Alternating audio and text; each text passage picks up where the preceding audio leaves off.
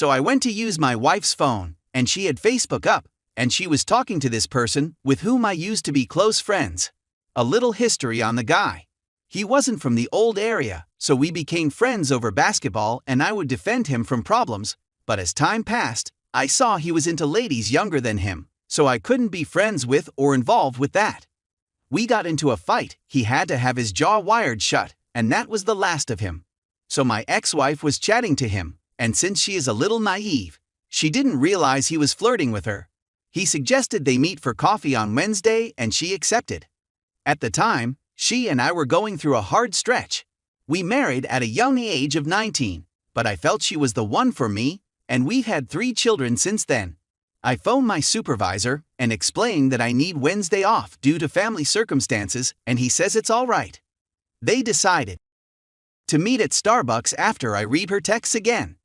So, when it was time for them to meet, I pretended to leave to work but waited outside a block away, saw he picked her up, and went to a downtown Starbucks. I follow them there and remain in the vehicle. At the same time, I'm messaging all of my pals, telling them that the old me has returned and explaining what's going on. 2 of my friends are attorneys, and they gladly assisted me in drafting a separation agreement and initiating divorce proceedings. I track the bits out of Starbucks and discover that they are heading to his residence. Now I simply park and wait 2 minutes before knocking on the door. So when I knock on the door, I hide down so they can't see me through the peephole. Then when I hear the door open up, I hide down again. I storm in, and he stares at me as if he's seen a ghost. I see my ex-wife in her bra, and all I can say is, "So this is what you do in your spare time? I'm leaving." She rushes me outside, screaming, claiming she has no idea what's going on with her, and that they didn't have sex, but I immediately urged her to duck, "Don't come back to the house, and if I see you with him, I'll ask him what will happen." As I'm leaving, he tosses her out, and I can see he's afraid. To be honest, I've done some horrible things in the past, but he knows who I am, what I've done, and what I'm capable of. I go to her Facebook page and see a message from him that says, "Keep the duck away from me." She attempts to return inside the home, and I warn her that if she goes any farther into the house, I would tell her whole family what she did. She comes out screaming, begging for her belongings, and I simply dumped that rubbish outside and ordered her to go away. One of my friends, who happens to be a policeman, came to my home and said the piece of trash filed a restraining order against me and my wife, requiring us to remain 100 feet away from him. He understood what was going on and told me how certain words got to some individuals, how the piece of trash had a ducked-up fetish, and how he happened to be dropped off in the old area after he filed the restraining orders. I told him I wanted a restraining order against my wife until we divorced. Soon after, I informed the kids that we won't be seeing Mom for a while, and I phoned her from an app, telling her that she can explain herself to the kids and that she can have the kids on the weekend as long as she stays away from me. I cut her off before she starts the entire "I'm sorry, forgive me" nonsense. As we go through the divorce, we had to go through an online course for the kids, which was the most stupid $20 I've ever spent. We get everything sorted, the court decided that the prenup is legal, so the bit doesn't receive any alimony. We sell the home and share the proceeds 50/50. I used half of my money to acquire a great loft and still had enough money to get a new automobile. We're in court now, and the judge asks, "Do you guys really have everything settled?" I'm happy to say yes, but she bursts out crying again, saying she's not this and that, and as a result, we had to go to child support, where kids have to say where they want to live. And I considered telling them how Mommy doesn't believe in Santa Claus, but I didn't. I agreed weekends to have the kids since she didn't work and she went to live with her parents, who have more than enough money to support all of the kids, but because of my job, I can't pick up 2 of them from school and keep a 2-year-old at my workplace, but I was glad. When her younger sister came over to bring off the kids, she inquired how I was doing. I quickly took advantage of it and told her how lonely and unhappy I was since I had lost the one true love of my life. Her sister stayed over and cooked dinner for the kids and I, and she remained after to speak.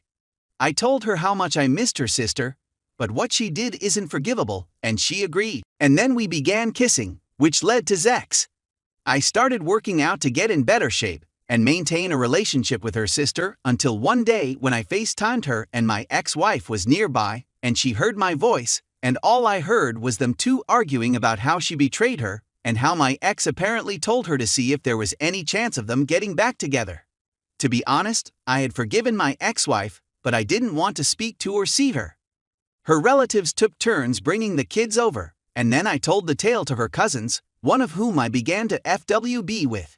My ex-wife then came over once, but I ordered her to wait outside since she is not permitted inside. She attempted to explain that she had gone to counseling, and that she was a new person who simply wanted a chance. I forgave her, but she began to irritate me since I was over her. I accidentally mentioned how I slept with her cousin, which caused her to scream, so I sent her outside to cry. Now I've moved on, I'm FWB with two gals. I'd date either of them, and I'm still young, just 29 years old. My ex-wife had fallen into horrible condition, while I was always going to the gym and working on myself.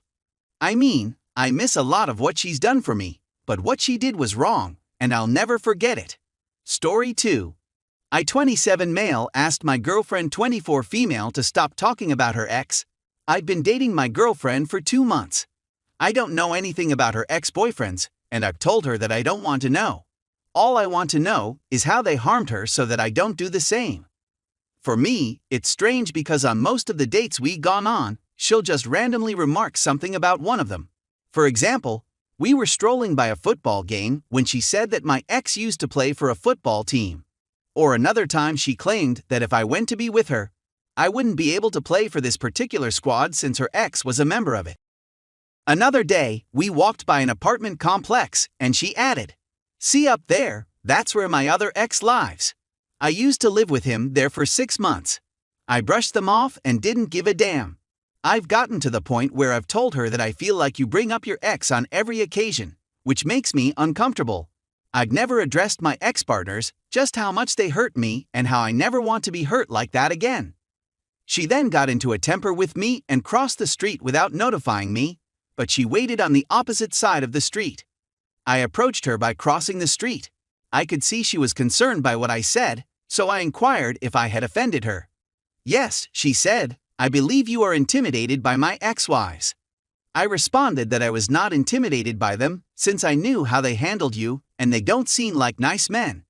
I said that it was just a few weeks ago that you told me about your anxiety of moving out and leaving your parents, and that I was the first man you felt you could move out for because of how comfortable you are with me. I told you that made me feel incredibly special, and now you've informed me you've been living with another man for 6 months. I told her that I don't discuss my ex-wives because I don't want you to feel uneasy or say anything that makes you think our relationship is less